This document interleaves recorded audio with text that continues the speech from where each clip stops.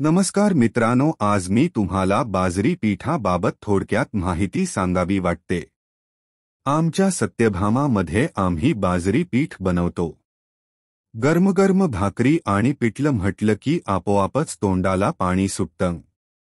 आपल्याकडे महाराष्ट्रात तांदूळ, ज्वारी, नाचणी, बाजरी अशा अनेक धान्यांच्या भाकऱ्या केल्या जातात। पण महाराष्ट्रामध्ये बाजरीचे पीक मोठ्या प्रमाणात येते।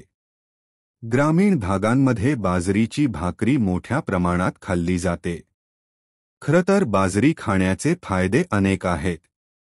यामध्ये मॅग्नेशियम, फॉस्फरस सारखे अनेक पोषक घटक असतात।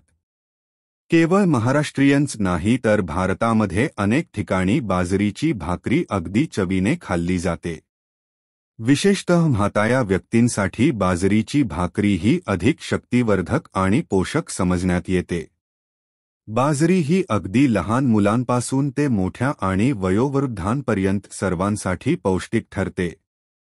जर का तुम्हाला बाजरी पीठ लागत असेल तर आजच आमच्या सत्यभामामधून बाजरीचे पीठ घेऊन जाऊ शकता। आमच्याकडील बाजरी पीठ इतर दुकानापेक्षा कमी किमतीत आहे। तुम्हाला माझा व्हिडिओ आवडला तर नक्कीच चॅनेलला सबस्क्राइब, लाईक, कमेंट करायला विसरू नका। आमचे येणारे व्हिडिओ तुम्हाला लवकर मिळतील। धन्यवाद।